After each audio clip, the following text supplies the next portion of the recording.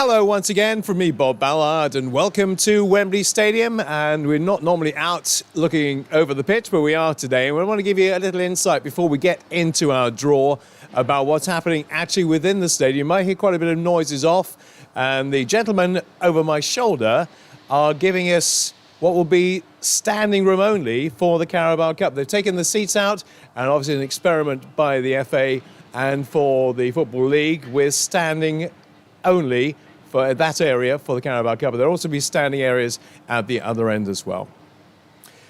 So yes, welcome to Wembley Stadium for the first time this season. Normally we're in Archview House, but we're actually in our kind of proper home here at Wembley Stadium. And we're going to make the draw for the National League Under-19 Alliance League Cup quarter-finals. 10 teams remain. It gets a little bit complicated when we get to number 4. But let's have a look at the teams that remain.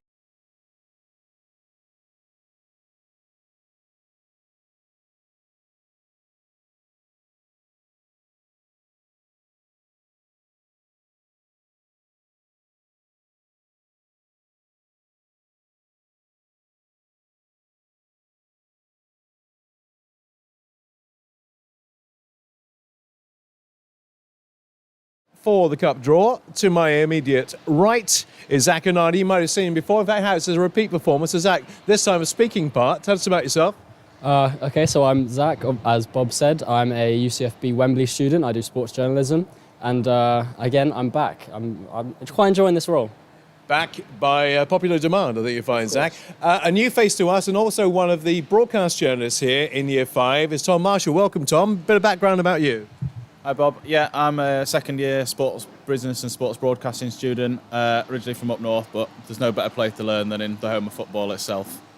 Absolutely. Well, I hope you're all tuned in. I'll give you all the details of when the games are going to be played, and we might as well get on with the draw. So Tom will do the home teams, Zach will do the away teams. Have we got all the balls in there? So only 4 balls this time, and for reasons of journeys, they have been regionalised again this time round, so it won't come together until later in the competition. So there will be the North and Midlands, that will be the second draw, and the South will be the first draw. So Tom, let's get underway, give it a good old shuffle, give it a good old rummage in the bag and see what comes out first. Number 4. So number 4, this is the complicated one, Beaconsfield Town or Ebbsfleet United or Hertford Town. So that's Beaconsfield Town or Ebbsfleet United or Hertford Town is number 4. They'll be at home in the quarterfinals. Over to you, Zach.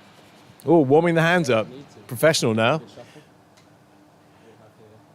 Number 2. And number 2, they will play, whichever team it is, Eastleigh Yellows. So that is the teams we mentioned up against Eastleigh Yellows in Group 1. One more draw in this group. Who's going to be at home?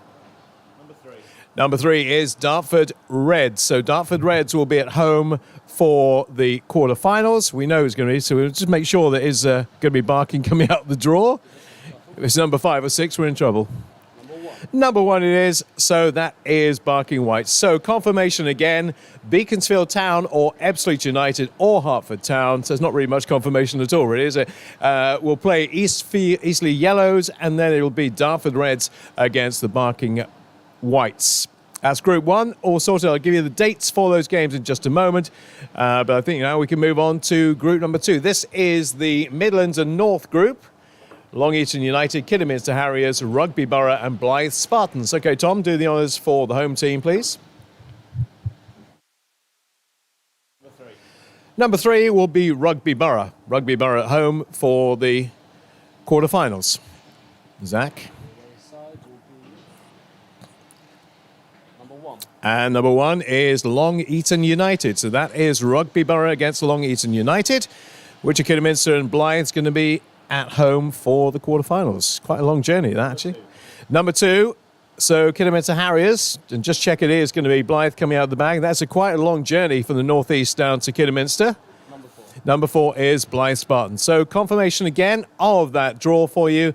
It is Rugby Borough who will play Long Eaton United, and then it'll be Kidderminster Harriers against Blyth Spartans. A nice straightforward draw there. Confirmation of those games will be played on the 22nd of this month at 2 o'clock. And we now have some future round dates.